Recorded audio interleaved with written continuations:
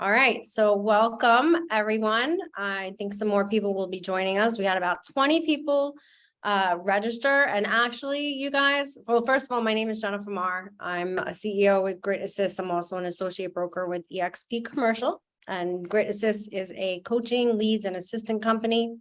I've been in the business about 26 years, and this has been something I've been working on for a long time, so I'm pretty excited about it. But this tonight will be a really good example as people roll in. We're not going to have 1 million people on this webinar because it takes consistency. You don't just do one webinar and then 35 million people show up. It takes consistency. It also takes the courage to put yourself out there, and you build something, and then your community will follow. So it didn't take much to put this together. So I have with me now Rami and Kavita. We're supposed to have 2 other speakers. I know there's a lot going on with people with hurricanes and this and that, but that's okay. We are here today to talk about ramping up by 6 figures in 6 months. And I think it's a super important topic because this is where people start to give up. People get frustrated, and I believe in something called, like, I'm big on life force. Well, in business, there's something called business energy, and you have to be cultivating that all the time, especially when things get tough. You don't back off. You got to ramp up. And quite frankly, if you're not doing it, then someone's going to take your place and take your money. So I'm going to hear a little more from me later. Well, I'm sure I'll be chiming in the whole time, but we're going to open up. So Rami, you'll introduce yourself and give your background and everything. And actually, let me share my screen real quick because I did actually make a little, I'm not going to share the whole thing. This is good enough because otherwise I can't see when I make the whole thing. So this is the agenda, and then I'm sure lots of other things will come up as we're going through it. And we're also going to have time for questions and answers at the end. So if you feel like you want to ask something anonymously or whatever, feel free to just chat me privately. But you can put your Q&A either in the question box or raise your hand. We'll take it from there. All right, Rami. So I guess we had put on the agenda internet leads because this is something you have really gotten into in the pretty recent, right? How long have you been? It's been working from almost about 10 years, but I'll tell you a little bit about my background. Rami Danoa, with the Your Real Estate Experts, owner of the company, changed my name to Your Real Estate Experts. You can see New York because I was officially launched in New York and then expanded to Connecticut and now in the Carolinas. Built a team over the years from cold calling. I mean, it was hardcore prospecting, got the red book, and I got nothing good to say about it, but I built the business in the very first year. I think when I really got serious, about 25 listings, and 2007 happened. It's funny, we were just talking about this.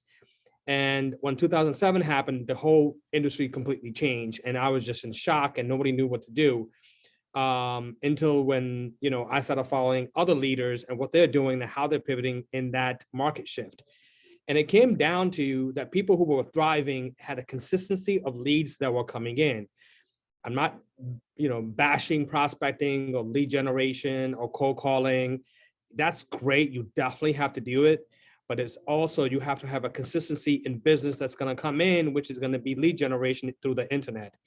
So my business in the last 10 years to now is really, I do make cold calls, but not to the extent I should. And I don't need to do it because the lead generation that I have on the internet is consistently bringing me in sellers, buyers, investors, renters, anything in real estate that they could go out there and find. So I concentrate heavily on that. I do spend a lot of money behind it. I started off in Craigslist. I don't know if you guys remember Craigslist. I used to get 500 leads in the very beginning. They used to have a Craigslist booster, I think it was called. And random people will just show up, but that didn't work really well for me in the very beginning because, to cultivate them, and I didn't have drip campaigns to call them, really took a lot of time. And eventually I moved on to, a CRM, which at that time was Boomtown, and it was Tiger Leads. And I kept moving along, where I found the best lead generation that is out there. So I use 2 or 3 different ones right now, with pay-per-click ads, Google ads. I'm getting into YouTube ads now. And I think that's where the industry is going, where we are creating YouTube, educating the clientels that are out there. And what they're going to do is, get a funnel system. So you watch one, how do you buy a house, or how do you sell a house? And then eventually funnel down into a lead that's saying, yes, I'm ready to go ahead and sell. How do I get lead generation? Through EXP, one of the best tools that we have is KV Core. Now you could get KV Core without EXP too as well, which is awesome. And the basic simple, I think I was explaining it yesterday, is boosting your listing or calling an agent. So if you are starting from scratch and you don't have a team behind you that will do the pay-per-click or PPCs or Facebook ads or Instagram ads, you will start off with really just boosting your listings. And I'm pretty sure you could do that on Facebook right now and Instagram too, but you need them to funnel back into your CRM. So CRM is really the backbone of my business. And there I kind of cultivate, and I drip campaigns to them. I text message to them. Eventually I'll do short YouTube videos about buying and selling process. So in the lead generation now, I spend about $4,000 to $5,000 a month collectively with the platform, plus pay-per-click, plus Google to get leads. And I've generated about 200-300 leads. And these leads have to go through a funnel system where they have to give me name, email, or a phone number. Sometimes they could avoid the phone number, but you have to have at least an email address for me to connect with you. So it is about subscribing to my CRM. And I try to do, learn about the whole pay-per-click. I try to learn about, Google ads. I actually have my brother who is an internet marketing Dr. Internet, and he's a director over there. It's just too complicated for me. And can you do it? Yes, you can. You can do anything that you want. But for me, I want to focus on selling and creating a system that's systematic, so my team could have a funnel of leads that are coming in. So, where I'm at right now, from Craigslist to where we are mostly focused, I went back to Google ads, believe it or not. Facebook ads could kind of give you a little content, and where Facebook ads, when you get a lead and as a buyer, think about that buyer is going to buy from 8 to 12 months.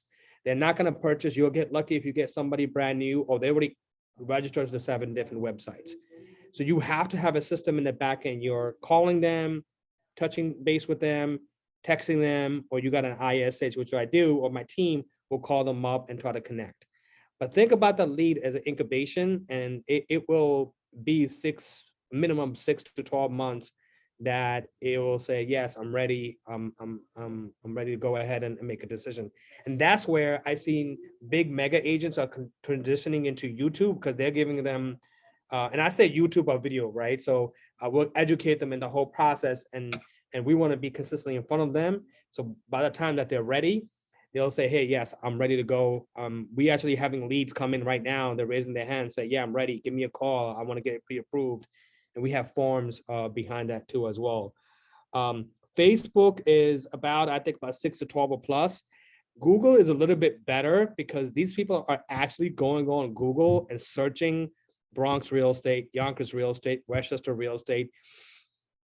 And that's where it's being a little bit different than Facebook, because they're not really going to Facebook to search for homes, right? You're pitching them online and saying, hey, want to look at these houses? In Google, their intentions are completely different, because they have a mindset that they're going to do something. Is it more expensive? As 100%. I think it's about $7 to $8.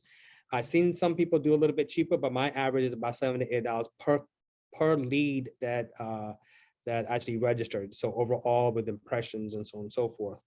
I think YouTube is something that's not really technically tapped into it. And I've seen a lot of people that are doing lead generation on YouTube, and There's a guy, I forgot his name, from Oliver, I think it was, and he teaches a course, and all he does is living in, I think it was Texas or something like that. And what his whole model is teaching about the real estate and how to buy and sell in Texas, not in the whole country, and also learning about the area too as well. So lead generation for me, it's one, keeping my team getting leads coming in. So there's an influx of leads.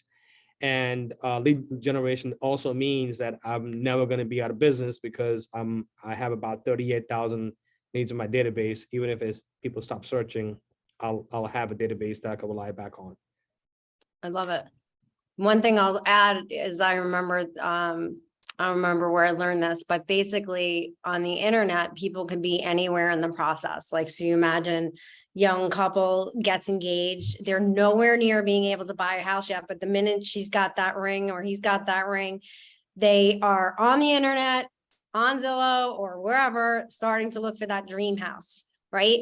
And then agents are so into instant gratification. Anthony Lamacchia, who's one of my mentors, he actually got so frustrated with the amount he was spending on leads and his agent saying, these are dead leads, these are dead leads. So he hired someone to go through all the dead leads, because at that point he had his agents handling the leads directly. And it was about 70% of the leads that the agents that said were dead, and it went back 3 years, had bought a house or bought and sold a house. So we see a lot more of that now than we ever saw before, where they have to buy and sell. So, so just you listen, as long as they buy a house from you, you don't care when. And that's the whole follow-up, right? Having the proper follow-up cadence, so that as long as you have that lead and you own it and you build the rapport, and whether it's you or your inside sales agent, who's doing that follow-up and that nurturing. And if it's just you, right? Because not everybody has a $5,000 or $6,000 budget. There's a lot of ways that you can get started. Facebook is pretty inexpensive. And you can do the lead nurturing and follow-up yourself. Yeah. And most companies, or you can easily get access to a CRM, so you can automate a lot of those follow-ups. Yeah, I just want to, and thank you for bringing that up. I don't want you to get scared of this much of a big budget. You could actually do this for nothing. I know that a lot of these CRM, and I'm going to talk about the CRM that I have, which is mostly KV Core. You could take those links and you could go to different communities and upload those links for free. There, you'll probably get about 20, 30 leads a month for free. So don't think that you have to spend money. I choose to do it. But if I started off from the very beginning, I would just boost, or I will just go and take those links and create custom links for Bronx homes in the market, or single family, multifamily, and then show them a range. So yeah, this could be done at a very inexpensive way, actually for free, if you be consistency. And I think we talked about that in the very beginning, be consistent on doing that on a weekly or bi-weekly basis, because you don't want to be ghosted on Facebook too as well. So which I have done before too, and Craigslist was just posting and posting and posting. So I don't know if anybody has a question for me that kind of help you guys and guide you guys. We're going to do the questions at the end. Oh, sorry. Go ahead. That's okay. That's okay. This way we can just, we promise we will always start on time and end on time, but there's another webinar right there, right? We can teach people how to do that kind of thing.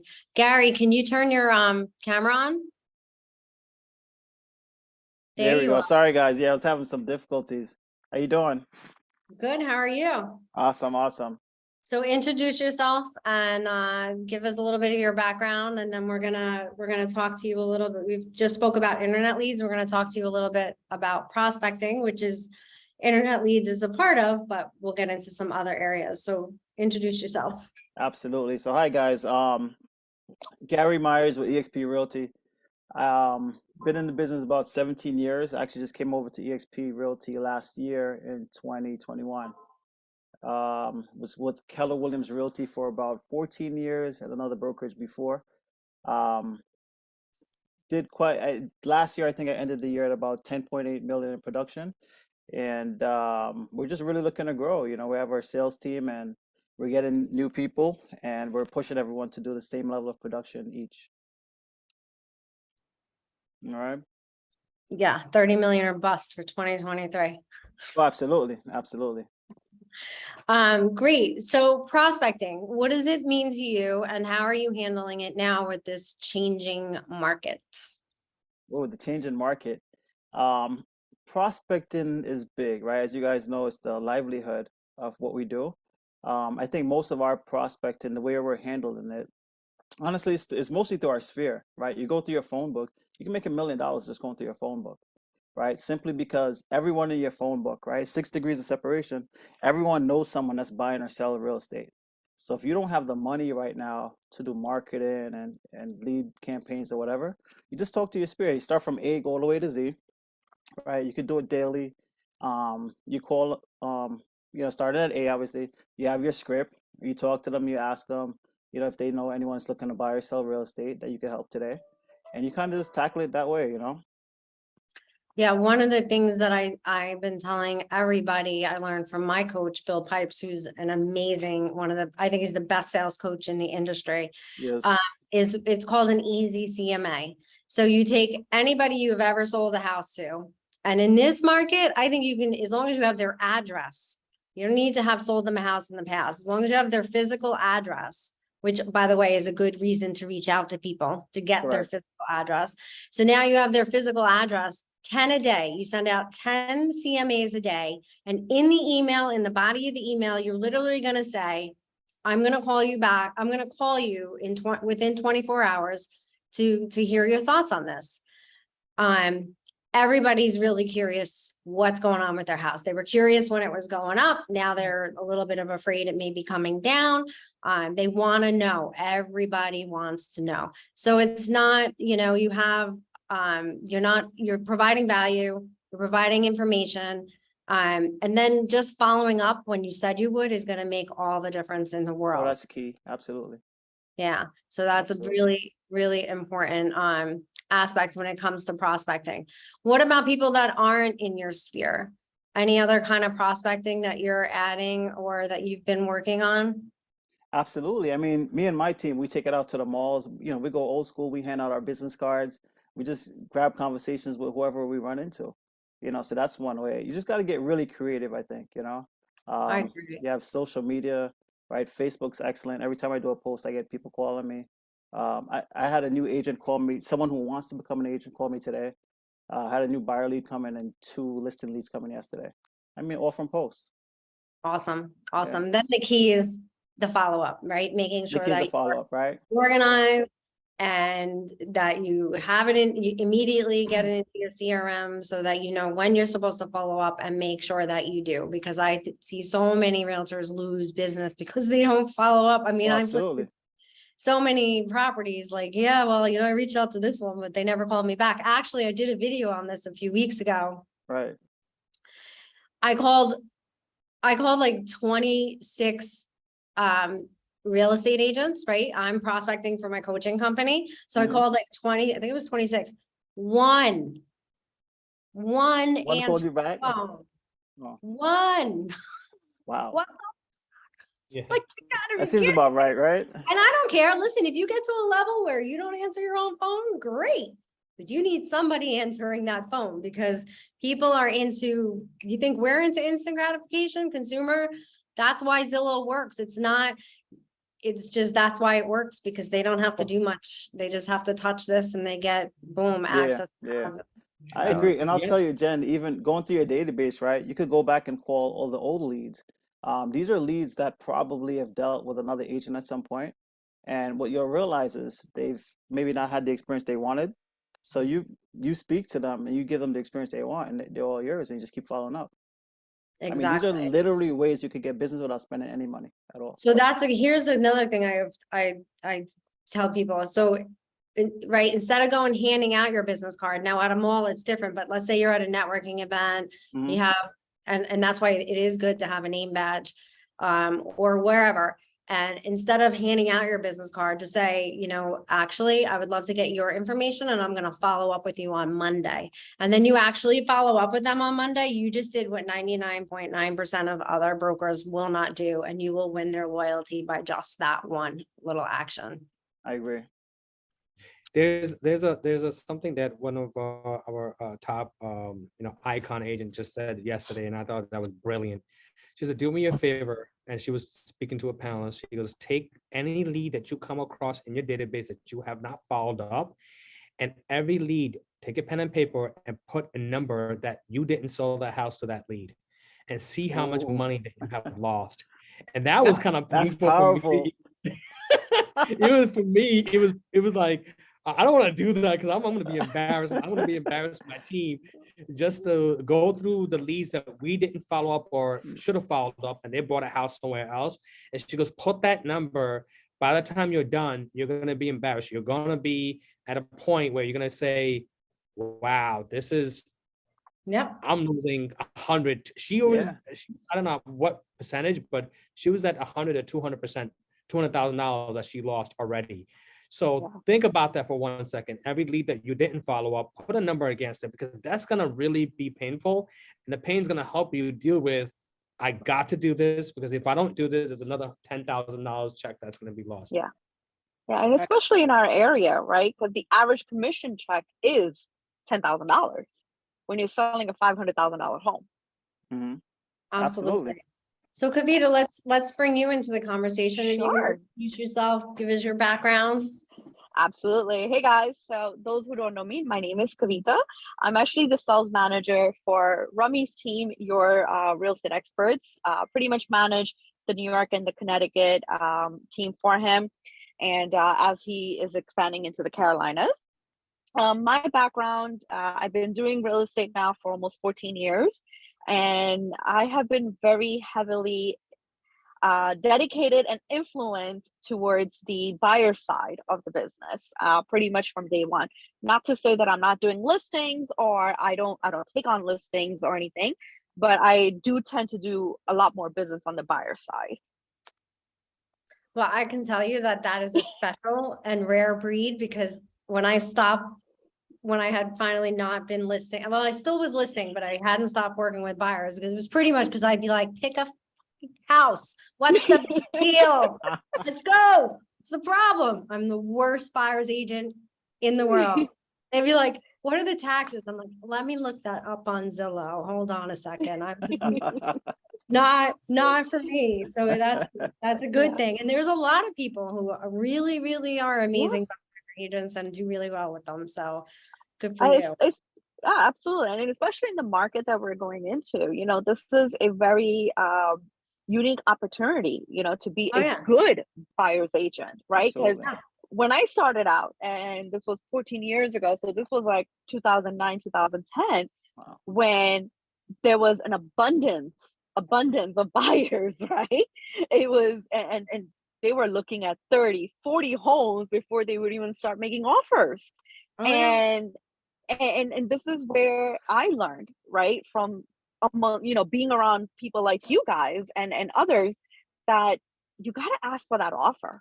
No one is just going to get up and say, oh yeah, I'm going to go buy that house today because it looks pretty, right? It's how is it beneficial for them to purchase this house over the one that they saw yesterday, or a potential one that may come tomorrow. Listen, right? Remember I don't know how long you've been licensed, but it's 26 years for me now. And Dave, you look kind of old like me. So maybe you. Well, Dave's 30. What are you talking about? Maybe you remember when you got in the business. I'm just kidding. You look very youthful. When I got in the business, it literally was, you were taught, and it's genius, and we don't do it anymore, to get their 5 must-haves, right? And then after you show that house, you review those 5 must-haves with them, and then you tweak it, right? You remind them if you go out a second time, I'm not sure that these are actually your 5 must-haves based on your feedback on these other houses, because they need to be reined in. They hired you to be that professional and to help them. So that's, good for you.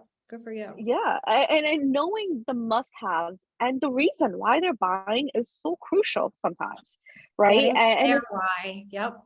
Getting their why, pinpointing their why. I some of my best repeat customers, or customers that, give me crazy amount of referrals throughout the years are the ones that took the longest to buy. And when I say the longest, I think the longest it took a client of mine to purchase was 3.5 years before we actually went into contract.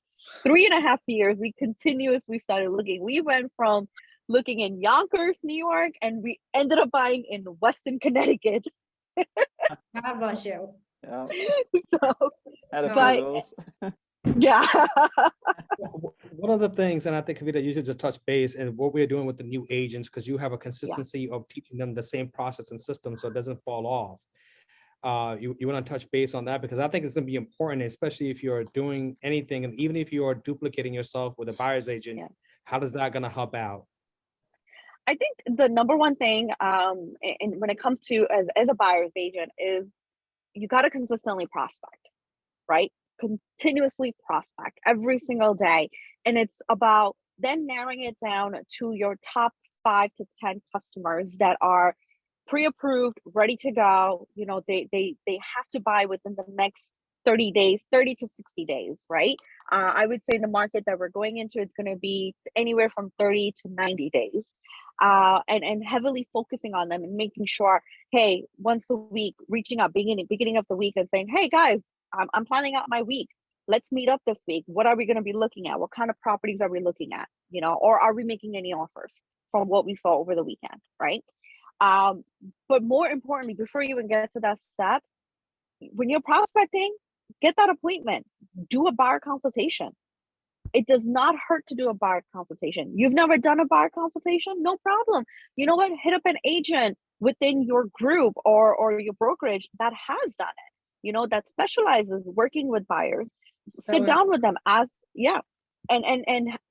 do a proper buyer consultation to talk about from A to Z what it takes to actually make a purchase happen in our area, right? Because being in New York is so different than working in the Carolinas or working in Connecticut. The whole process is very different.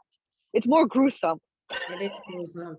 It is gruesome, but the buyer consultation is key in getting their why, really understanding the motivation. Let me tell you something, when they're fighting over a washer dryer and you remind them, hey, you told me that, you know, you needed to be in this house by September. Otherwise you're having a bunch of stress in your family and your wife is upset and this and that.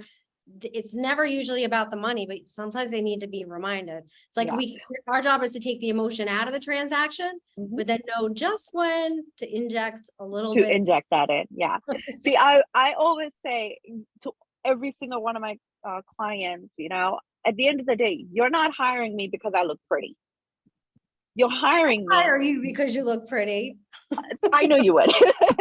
But at the end of the day, you're hiring an expert to take the emotions out of the transaction, to be your logical voice, your voice of reasoning, because you're so emotionally attached, because this is one of the biggest financial investments of your life. So let me be that logical voice. Yeah, why be a for buy by buyer? For buy by buyer. I can't even say it. For buy. You know what I mean? So awesome. So David, nice to meet you. We've never met. Nice to meet you. If you could introduce yourself, give a little bit of background, and Kavita, we're probably going to come back to you a little bit on Sphere. But David, if you can introduce yourself, give us a little bit of your background, and then let's talk a little bit about farming. Yeah. So, yes, I am old. I have been in the business 25, 26 years, long time. Yeah.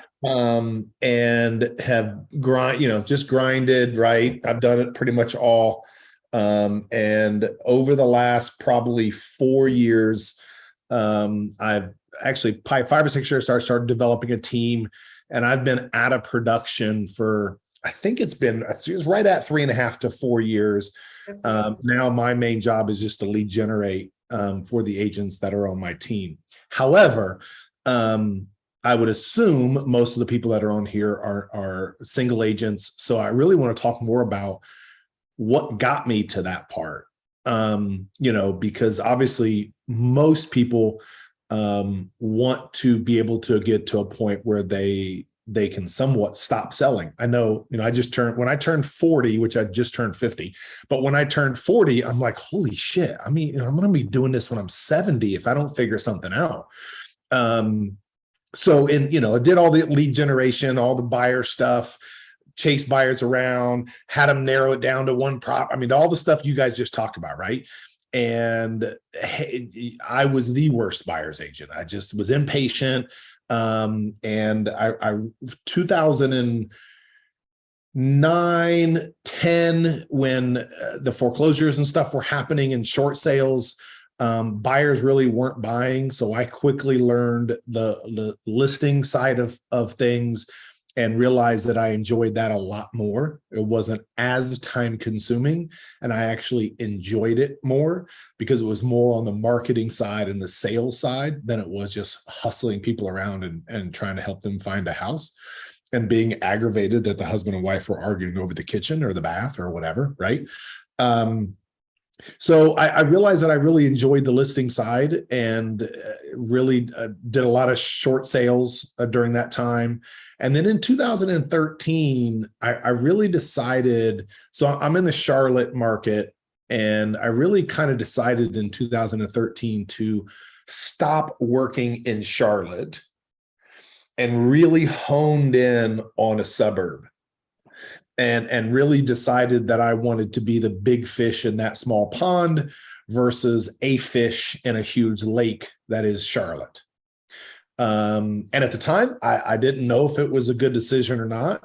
I really took about 90% of my marketing budget and I put it into farm cards. I just was, started out, I literally would print cards and I would go around and hand deliver them to newspaper, what we call newspaper tubes here in the Carolinas, which is just a box right underneath the mailbox that we're allowed to put something in. It's supposed to be for newspapers, but who gets a newspaper anymore? But I didn't have the money to mail them because it was too expensive. And I was doing about 2,500 of those a month. And fast forward today, we're mailing about 35,000 cards 16 to 17 times a year. Wow. Yes, that budget is huge, but the return is also, people ask me all the time, why you mail so many? I'm like, well, listen, I'm obviously it's a huge part of my business. It's a foundation of how I built this business. And it started off really small. It started off literally me driving around at night. And, an example of a card that I would, here's one that I printed for somebody the other day. You probably can't even see it, but I would literally just take these and put them in mailboxes at night because again, I didn't have the money, right? I didn't have the money to do it. And the mortgage payment kept coming every month and the kids needed new shoes and all that stuff. I had to do something. And then it just progressed of 5,000. Once I got to about 5,000 cards, I started, the post office came out with this thing called Every Door Direct Mail, where you could actually mail for less than a stamp. At the time, it was about 14 cents a card. Now, obviously, everything is up, but it's still just under 19 cents a card for the delivery. You still have to pay for the printing and that, but the actual post office is charging you 19 cents to deliver it to every mailbox in that certain route. And what I decided to do was really go all in on sellers. 90% of my marketing budget was trying to generate sellers in my area because sellers generate buyers as well. Yeah. And I could probably think of the numbers, but probably in 2013, I was probably doing 7-8 million a year as a single agent. And then in 2015, I did 21 million as a single agent and I was done. I was exhausted. I never had a life. I was constantly, working. So that's when I hired a buyer's agent in 2015, and it just progressed. Now I've got buyer's agents and a couple of listing partners, operations manager, full-time closing coordinator. And I just really focus, my main focus is large, generating opportunity, the marketing aspect of it, which I really, really enjoy. But still to this day, I would say probably 65 to 70% of our entire marketing budget are on these things right here. So that's amazing and great job. And, but let me ask you, do you leverage anything else when you're mailing these out? Do you have someone making direct calls to anybody, and, or do you create Facebook community pages or anything else, or just direct, just mailing? And then I have what I call just some complimentary things that we do, and I'm going to try to pull something up. Let's see if I can find something. But no, we don't do any calls. I've never been a guy that wants to make calls. I would much rather somebody call me and say, hey, I want you to come and meet me, versus me calling them, because when they call us, it's a come list me lead. I mean, we have to go to that house and screw it up to not get that listing. So, you know, I mean, I made some expired calls in 2011, 2012 when I had to, but I really found it's much better to have people call me than me try to reach out to them. The only other thing that I really do that's very consistent and I really believe is, so farm cards is by far the foundation. I mean, there's not, I mean, if somebody come in and say, David, you can only do one thing and that's it. It's farm cards. It's just, there's not even a question. Okay.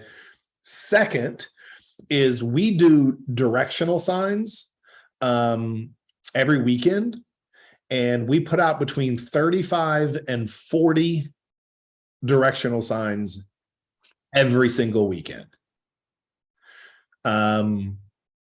My face is on the sign, David Upchurch Real Estate. There's a sign pointing that, you know, just a 4mm coroplast, right? I mean, nothing special. The little wire H stake that breaks, you know, we're all going through the same stuff, right? I put those out in my farm area. Okay. Because when somebody's going to the grocery store or they're taking their kids to soccer practice or they're, you know, and they've seen this and it's got my face on it, and then they're driving to the grocery store and they see my face again, it just solidifies that I must be successful, and I probably should give them a call. And I'll give you the example of, I think it was probably around 2014 or 15, because it was me. I did not have a listing partner. And my operations manager called, and at the time she wasn't even really an operations manager, she was more of an assistant, because it was really just me and her. And she said, hey, we don't have any active listings. Do you still want us to put out directional signs? And I said, oh, I'm sorry, you thought that I cared? Those directional signs are people driving in circles, like they're not. Listen, people have these things to find houses, right? Those are mini billboards for us. And really our directional sign, again, has my picture, it has my logo, it says home for sale, it says home for sale, and there's a directional arrow going that way. And I joked and said, there's a house for sale somewhere that direction. Yeah. I'm not telling people that it's my listing. If they assume it's my listing, then let it be. Those are 40 mini billboards that we put out every weekend. Listen, Whiteford built their whole company just on the same thing: yellow signs, yellow balloons every weekend. And they're a franchise now. Yep. And I still do it. We still put them out every weekend. People constantly, you know, see your signs everywhere. And so that would be definitely number 2, is putting out, and I only put them in my farm area. So if somebody's not getting these cards, then I'm not putting directional signs out in their area because it's not familiar. They don't know what it is. Yeah. And then the only other thing that we do that I really don't like that we do is we do a very small amount of Zillow in that zip code. Yeah. Makes sense though. Yeah. I don't like it because I can't stand Zillow. It's a very small amount, but I know sellers are going to Zillow and I want them to see that smiling face again. Mm-hmm. It's just about. Makes a lot of sense. It's about repetition. I was going to ask you, like, how many mailings do you think is the average before you get a call. But it's hard because those signs are very intangible, but absolutely getting you results, but not something you can calculate, right? That's right. So people ask me all the time, what's your ROI on farm cards? And I say, I have no idea, because it is a combination of, Yeah. of things. Great. Yeah. So I have I did I do farming on a budget training in the world for EXP. So I'll be more than happy if anybody wants it. If you don't, that's fine. But if you want it, it's about 40 minutes long, and it's literally called Farming on a Budget. And I teach you how to do it on a pretty small budget. Obviously, I know everybody's definition of small budget is different, but if your budget is $200 a month, I can show you how you can achieve, you can mail these cards. You can actually mail these cards with the way that I'll teach you, probably as low as 20. Let's see. So you definitely got 19 cents for postage. And you're probably probably 31 to 32 cents a card. And it is 6.5 by 12, full color, UV. It's the nicest card you're going to see in your mailbox, because I tell people all the time too, if you're going to do it, don't do a 4x6 that's flimsy, that looks crappy. You're trying to get somebody's listing that's the largest asset they own. What you're putting out with your face on it needs to be professional looking. So if anybody wants that, I'd be more than happy to share my phone number. They can text me and I'll show them that link. Want to put it right in the chat, or Yep. whoever's in the chat, if you want to Yep. put. I can, I'll find it I now. love this because it's so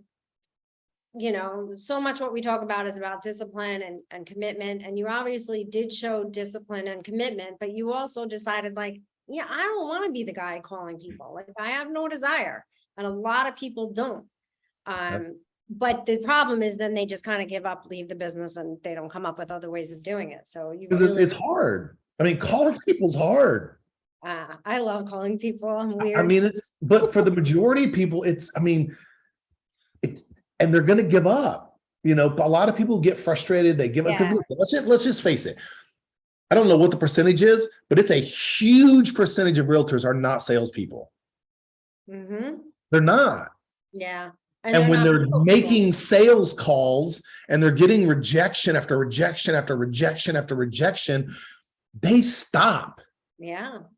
Sometimes they don't even do it past the first time. Like, no. Yeah. I mean, I'm a huge proponent for getting out of your comfort zone, but if you can find ways, and for me, when I got in the business, I didn't want to make calls back then, although I was the queen of for sale by owners and expireds for at least a year. I then just started networking, and I realized nobody really said no to me in person. So I that was my strength. And so rather than prospect that way. Did that link go to everybody? Yeah. Yes. Oh, no, it didn't, but I'll make it go. Okay. If you could do that. Yep. And that's just that's a YouTube channel that I have that has 3 videos in there. That one is farming on a budget. One is the every door direct mail post office paperwork that the post office needs. And then I don't want to get into it too much, but I actually end up buying a print company because the printing was so expensive. I saw that. I was like, I like this. This is awesome. Yeah. So I was able to that's like, help get the cost down as well. So yeah, that's why I started the virtual assistant company, because I couldn't keep the turnover and the frustration. So yeah. Kavita, do you have anything you want to add regarding Sphere? Because that's what we had you down. Yeah, absolutely. I think Gary touched on this a little bit before about getting in front of your Sphere, calling them, right? And I think it's so crucial to consistently make those phone calls to your Sphere. Just because you have a license and you post it on your Facebook page, oh, I'm a realtor, your friends and your family are not going to call you. You need to consistently provide them value, remind them. I've made it a habit where I call my Sphere once a quarter, right?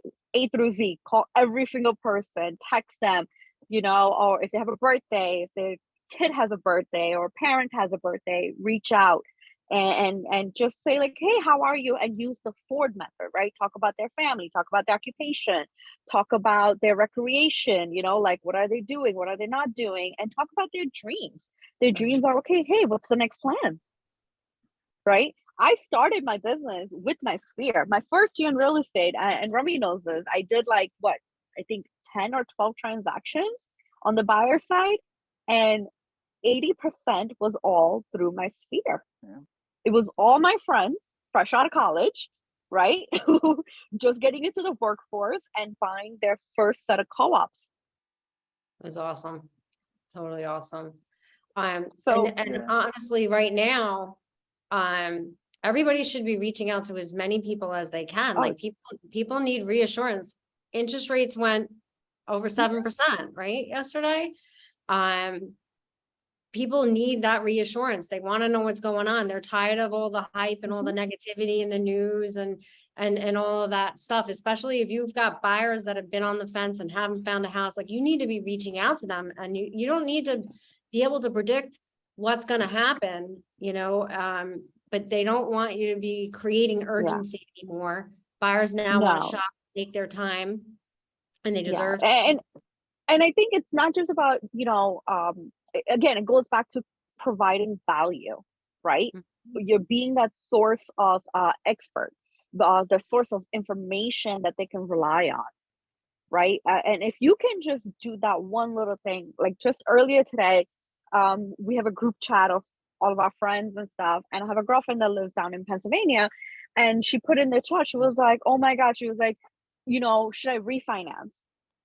She's like, I just bought my home 6 months ago, you know, should I refinance? I'm like, absolutely not. Like absolutely not. You got a good interest rate, sit on it for a while, because it's going to take at least God knows how long before the rates start coming down again, before you should even consider refinancing. The only time, you know, and just taking a quick 30-second video and putting it in that group chat. And I already got like 2 people saying, oh my God, Kavita, we're thinking about, you know, maybe looking at investment properties. I'm like, yeah, let's do it. What area you want to focus on? You just reminded me of something that is great too with Sphere.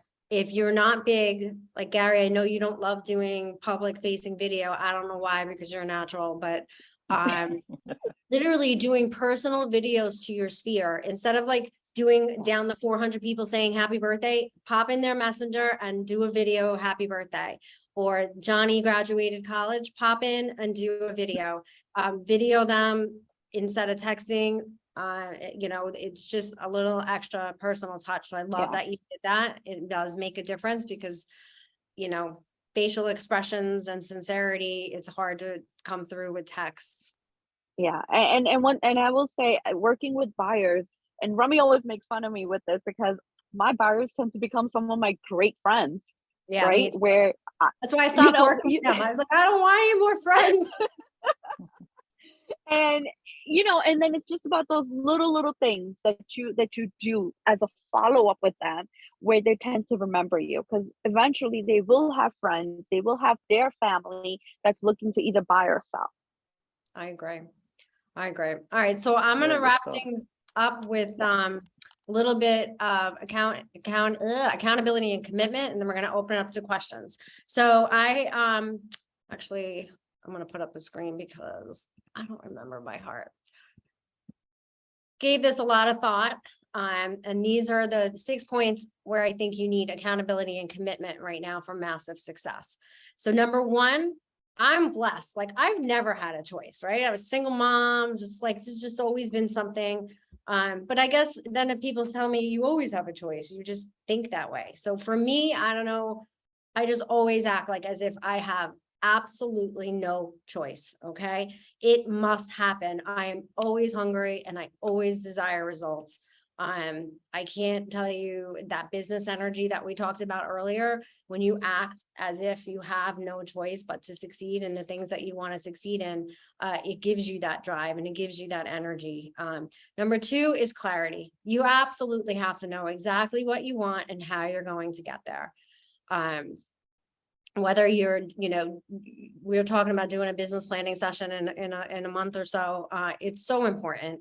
But then, you know, once you do a business plan, then you have to break that down into actionable items. I can't tell you how many agents, like when I was team leader at Keller Williams with you guys, you know, come in, do their business plan in December, and then they never looked at it again. They come back in like, you know, October, didn't show up, didn't do, and then like, oh, I don't know what happened, you know? So business plan is not exactly what I mean. It's really being crystal clear, being able to vision it, know what you're gonna do with the money.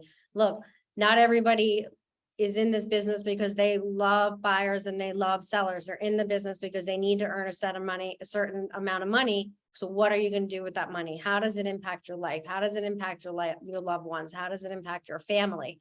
If you do make it, and how does it impact them if you don't? Energy management. All I hear is time management. You don't have a time management problem. You have an energy problem, period.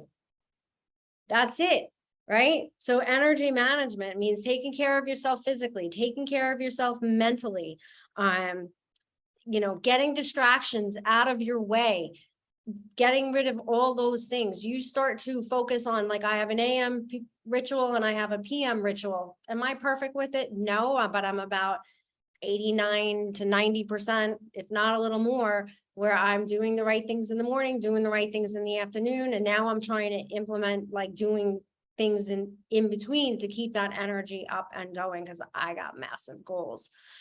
So I will tell you, everybody says they struggle with time management. It's not. And it's really that energy. Get into massive productivity. You should really not be accepting anything less from yourself, especially in this kind of market. You're the CEO of your own business once you get into this business, and you got to stop and think every day, if you were your boss, which you are, would you hire you? Would you keep you? Would you be satisfied with the results that you gave at the end of the day? I can't say enough. And it's not just about doing more. It's about better output. So getting rid of those distractions so that you are doing good work. Influence is more important than ever. Connectivity, relationships, being there for everybody that you can possibly be there for. Obviously, you need to have your boundaries and your space and not be, you know, available 24/7. You have to protect your personal time or your energy management is going to go out the window. And the other thing is courage and vulnerability. Like right now, I've seen like very little people out there talking about what's going on in the market. Like a lot of people are afraid. Listen, I know some of the best people who in February were saying what is going to happen right now is not going to happen. They're not like getting their heads cut off because they weren't perfect with predicting the market. They were out there trying to guide people, trying to help people. So I would say courage and vulnerability is huge. That's the example we're setting here today. We have no idea. So we had, 14 people come to the webinar. That's great. We can't wait till there's 100. And if there was only 3, it didn't matter. We showed up. We did what we had to do. We know if we're going to be consistent, it's going to grow. So thank you guys for having the courage of being vulnerable with me. And I would say that those are the 6 areas that you really want to put your commitment and accountability to. Does anybody have anything they want to add to that before I open it up for questions? Although I don't see any questions yet, but you guys want to add anything to that for commitment and accountability or anything else that we talked about? I was just get a group of people that's going to hold you accountable. And I've been saying that for a very long time. And a couple of leadership groups that I'm in right now, it's, and you're going to fail forward, right? You're not going to, like you said, it's 80-90% that you're doing it every single day. And it doesn't have to be perfect, but you're reaching those 80-90%. If you're not even doing anything, I think that's where it trickles down to the bad habits and so on and so forth. So get a group of people that's going to hold you accountable, the bucket people, and be vulnerable. And I think that's one of the most important things. So, yeah. Also, I want to say, I think as agents or professionals, we have to practice mastering, who we are, mastering our craft, right? If you look at the NBA players, these guys, they're not getting paid for the game they actually play. They're getting paid for the amount of practice they put in, right? So I think if we do that in our sport, we'll become the true professionals we need to be. I think, me and my team, the way we've won is we really look at what the client wants, right? So we look at a buyer. We have a single lady. Matter of fact, we had a client last year call us literally crying, not because she was unhappy, right? But these were tears of joy. She was happy that we took her from being a single mom into being an investor. And that lady did 4 transactions with us last year, right? So imagine we had 10 people like that. That's 40 transactions, right? And I always hear it, real estate is simple, but it's not easy. And it's true. It's very simple stuff, right? You don't even have to go out there and overwork yourself. Just be honest, transparent, guide people, tell them the right things, and you're good. You'll win. Love it. My friend Lori Reeder was on stage yesterday and someone posted her quote. She's a big producer in Florida. And it said, if you're not in the business of changing people's lives, I suggest you go get into another business. I love that. So yeah, that's awesome, Gary. Love it. I think that's the question. Any advice for finding the right size niche for farming? Budget. I mean, listen, let's just be real. It always comes down to budget, right? Now finding, I always tell people, if you watch that video I send, it's you start with your budget. Then you work your way back into that budget.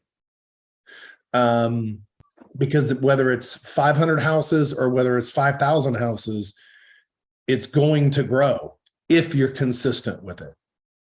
Now, finding which 500, once you've worked your budget and you say, okay, I can afford, if these things are, let me just do the math. If I can do this for 32 cents a card, and I'm going to do 500 of them. So let's say I can afford $160 a month to do this. That's going to be about 500 cards. Now, finding the best 500, yes, there's a strategy to that, and it has to do with just turnover.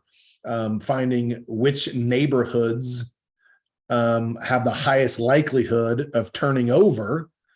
So in that video, I also say, don't pick neighborhoods because you like them.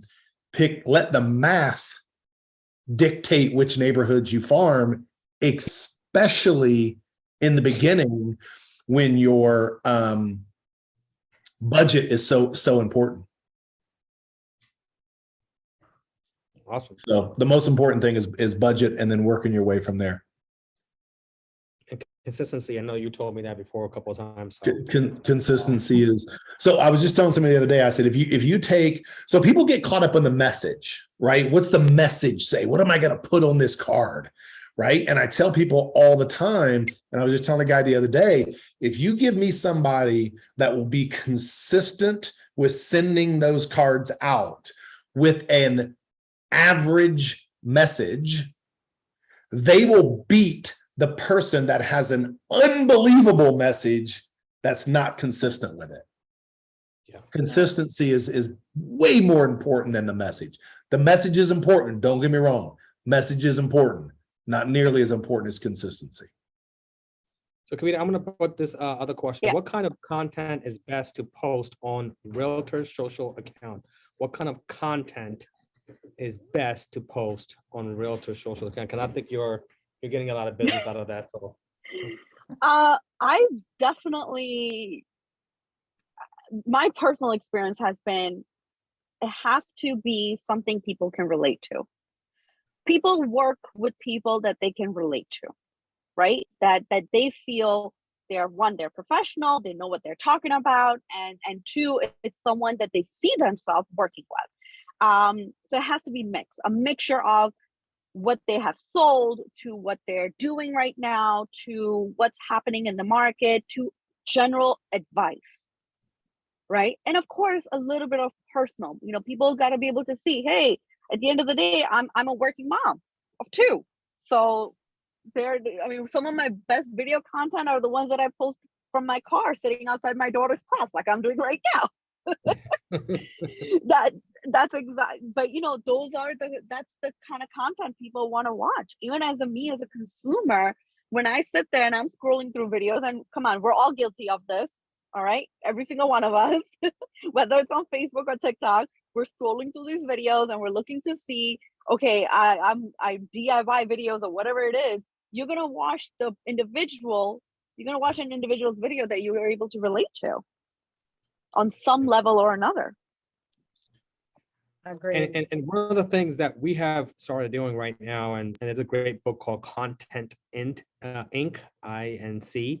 Amazing book. So if anybody wants to read that, what we've been doing right now is asking yourself a question: what problems are you going through as a brand new agent, seasoned agents, whatever have you, and put a video out there for that. Exactly. I just did something recently about a foreclosure for short sale and talked about it for like less than a minute, and I got so many people looking at it. So because we were leaving a listing appointment where the seller was in foreclosure, going into foreclosure or is in foreclosure, and he's trying to pick the right realtor. I'm like, you don't have time. Time is against you right now. Let's stop that. So again, teaching that seller that, hey, time is against you. Pick the right realtor, me or somebody else. So see what's happening. And I think that people will start relating to you because it's happening to you right then and there, and talk about it. Awesome. So does anybody else have any questions? Otherwise, well, feel free to ask. Oh, something just came up. How about We're gonna wrap up. Facebook pixels for real estate. That, the marketing company that we have, it is important, but more or less on a consistency on retargeting, I think it was. I don't know, anybody else want to take that? I don't know the technical terms, how valuable the Facebook pixels are for real estate. I do know a little bit. It is very valuable, but I would also say that if you don't know that answer, you want to have an expert. So I have somebody that does that. I'm really just breaking into it myself. There is a really good book that if you email me, Jen, Jenn at jennifermar.com, Jenn, my name is there. I will email you the book. There is a really good book on it. Like if you are a techie and you want to learn how to do it yourself, but the answer is it's very valuable. It's gonna populate your community faster and spending less money. So that's the key, right? The people that it's gonna target your demographics down to an exact science, which otherwise could cost you tens of thousands of dollars. So it is super important. Another question. Back to David. Consistency would lead you further than motivation can. Not every day we wake up motivated, but as long as we're consistent. Absolutely. That's exactly it. And even if you fall short, like I said, if we came here and there was nobody here, just the energy of that, we put it together, we showed up, did what we were supposed to do, brings results. It's not always the same results that we were looking for, but yeah, consistency is key. That's why the energy management. And I said this to, I don't remember who it was many years ago. They were asking me how I stay motivated. And I said, this isn't a super popular opinion, but I said, if you have to look outward to find your motivation, you're in the wrong business. Yeah. I think it was me right now. What'd you say? I think it was me. No, I know who it was. As actually one of Mo's agents, I think. And I've also said that, you show me somebody successful at chess.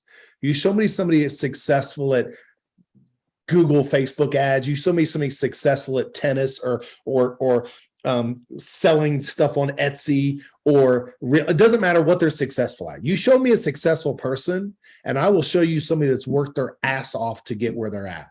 Mm-hmm. And most people don't want to do that. And they want to complain that they're not successful.